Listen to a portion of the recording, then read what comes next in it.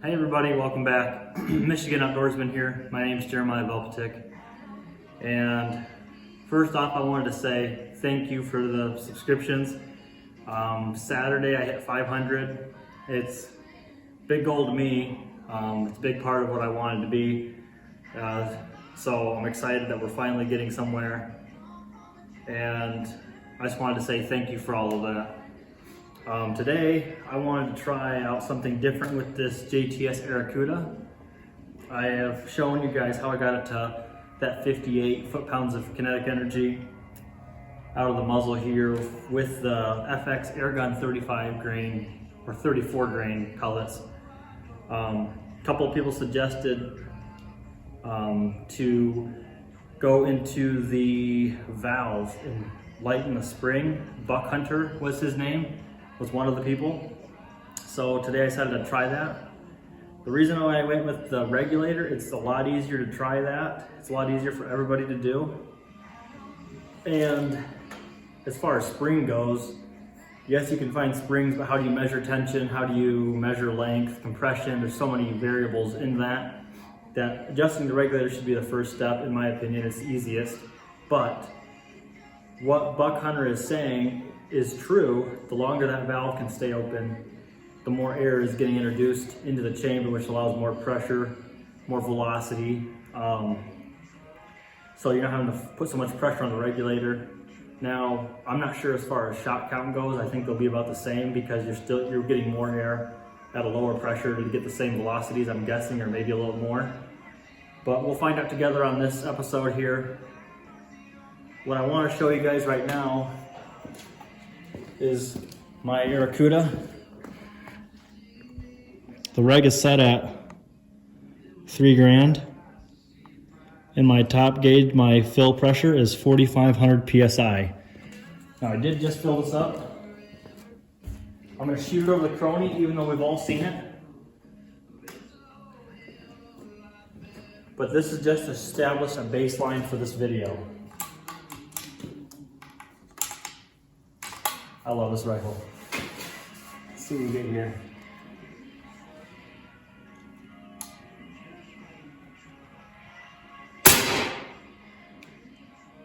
.882 feet per second.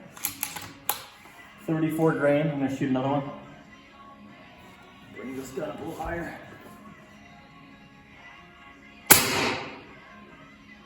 .885.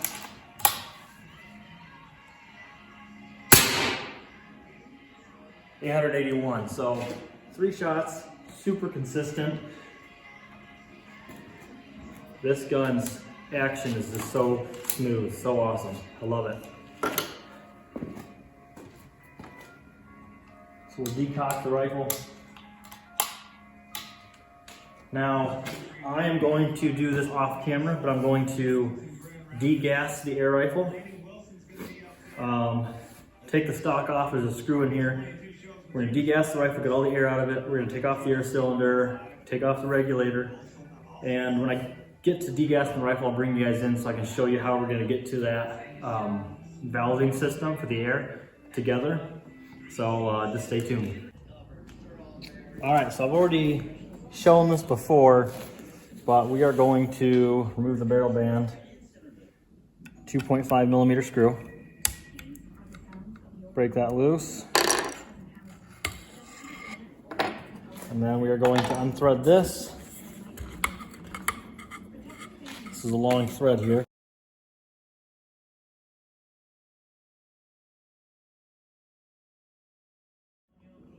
All right, so I wanted to say real quick, when you're disassembling a gun or something you've never taken apart before, be sure to lay out your parts in the order you took them off, okay? Air tube, regulator, and then your, if you want to call it a plenum or reservoir, whatever.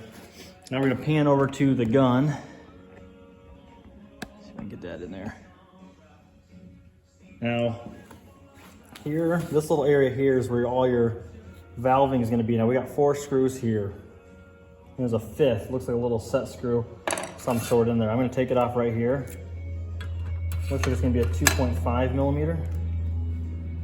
And these screws are not very tight, so Pay attention to torque sequences and everything too. That one was tight. And this could just be holding on the top of this block for all we know. Maybe this comes off a whole different way, I don't know yet.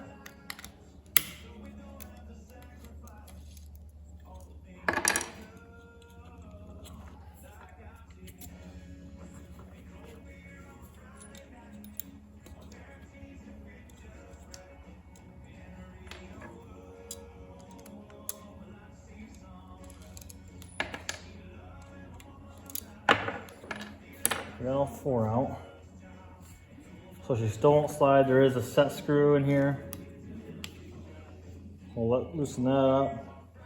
I've seen double set screws before. Still nothing.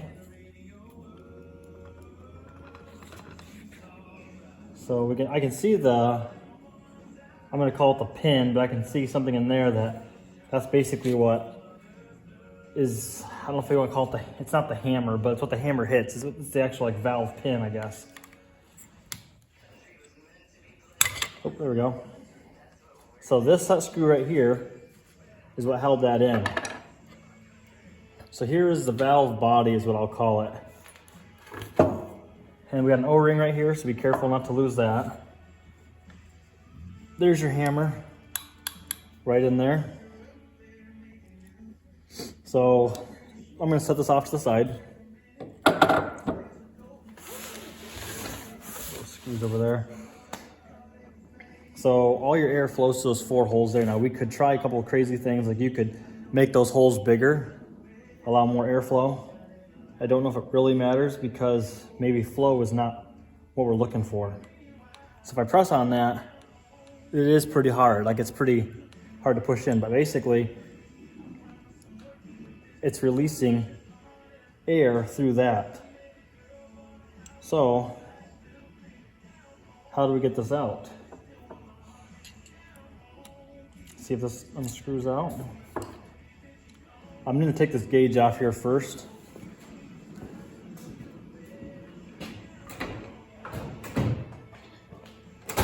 Get our crescent wrench. We'll take this gauge off here.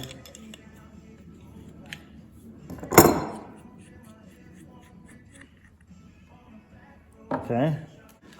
All right, so I have managed to unscrew this. Took a little time. Now you probably should have mic'd how deep this was down in there.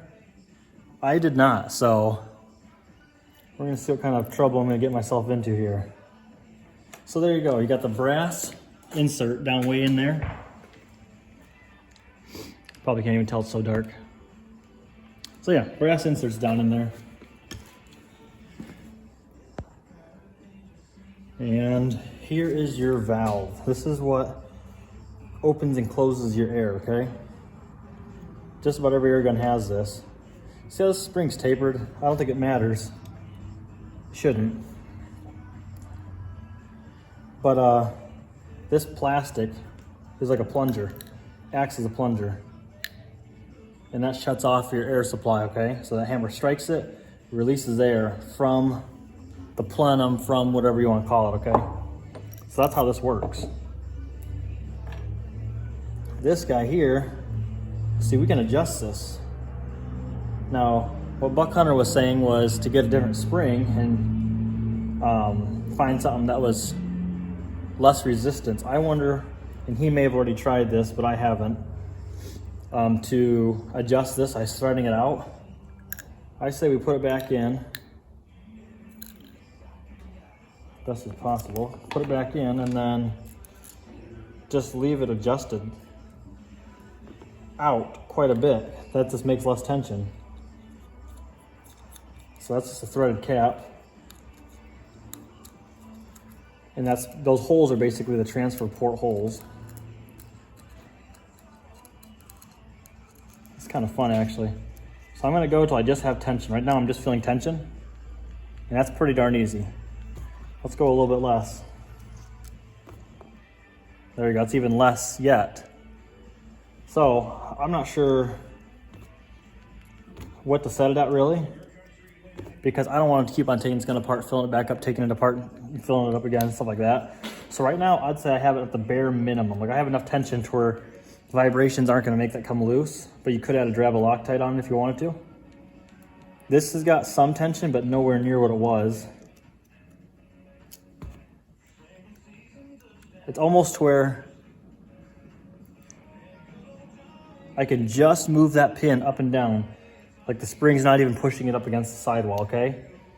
So that could be a problem because you want it to somewhat seal, but I'm gonna try it without having it up against it just because the air pressure alone should push it in and make it seal, in theory. So all that being said, we're gonna mount this back on. Wanna make sure our seating surfaces are nice and clean. You know, we don't got any chips or burrs or anything going up against that, so we can destroy our O-rings, you know. Gently put that back in. Gonna line it up. Gonna lock that set screw down in there. I'm not getting it super tight because I want to use these 4 screws here to align the block.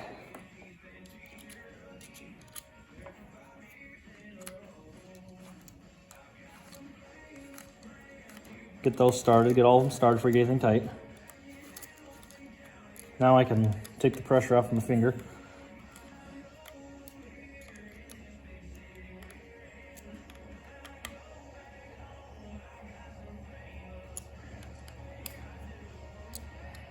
Tighten them in a cross hatch pattern. Probably does not matter at all. But I'm just gonna do it anyways because I feel like it. Go around it. Like you're just double checking torque. Tighten this guy down. Okay. Don't forget to put your plugs back in.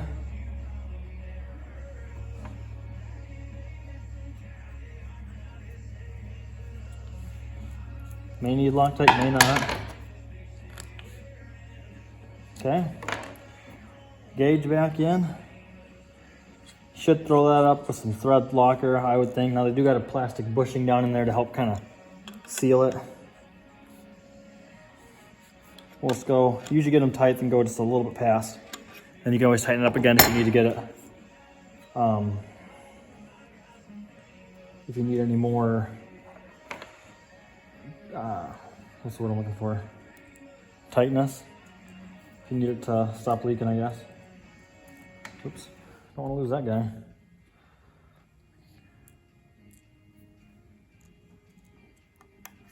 So working on these guns would be helpful and handy just to have a whole bunch of these set screws. So, get that nice and tight. I don't think I'm missing any.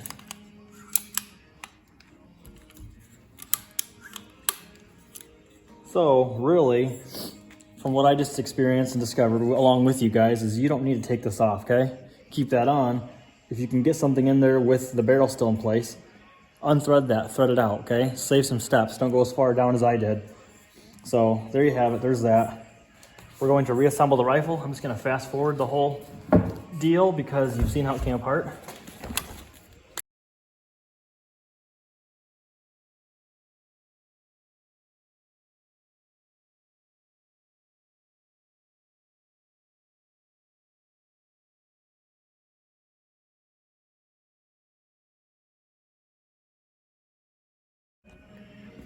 All right, so I wanted to add before you go to fill, because the valve spring's so weak, a lot of air guns have this issue, like the Umerix Gauntlet.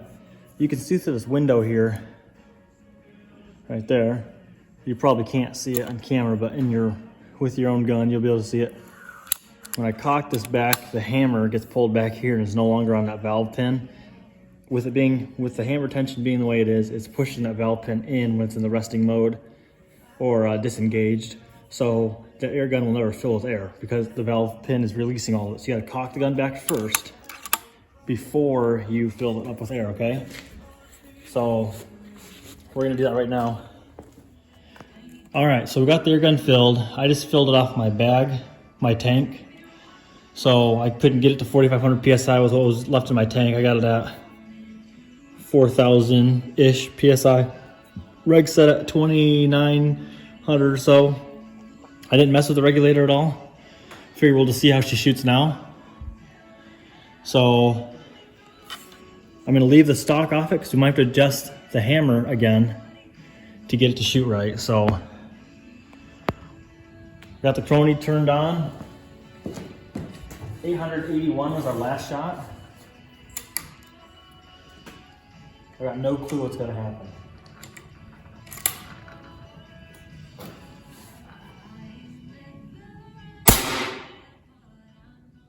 $892.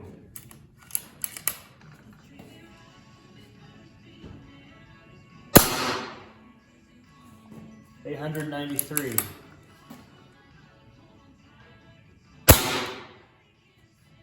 $891.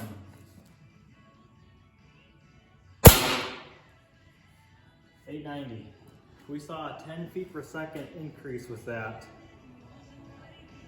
So there you have it. It was not really anything different. So it's up to you if you want to do that or not, but that is my experience. I'll probably just leave the rifle where it's at. Now we can try one more thing before I just write that off, because to me, I would rather just mess with the reg, but maybe you could turn the regulator down and not need that much pressure to get the same velocity, which I kind of doubt. So we might not need as much hammer tension. So we did lose 200 PSI with those shots. So it's not like we're saving any air either. But I'll take the hammer out flush, because it might be holding, the hammer might be slapping it or something, I don't know. There's a lot of tuning you can do to get things just right. So maybe we gotta try some more tuning to get it. So 890 was the last shot.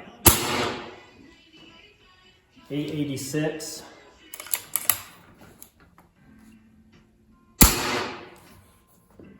885, so let's go back out a little more.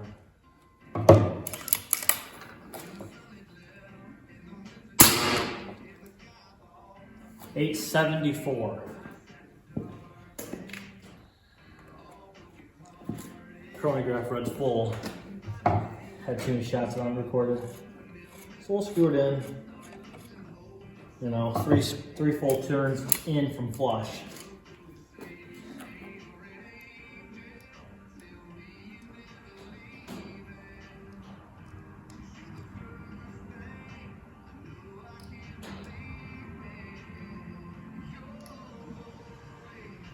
Mind you, these are 34 grainers, so they're the heaviest pellets I know you can get for this. Not slugs, pellets. 888. Still real, no improvement.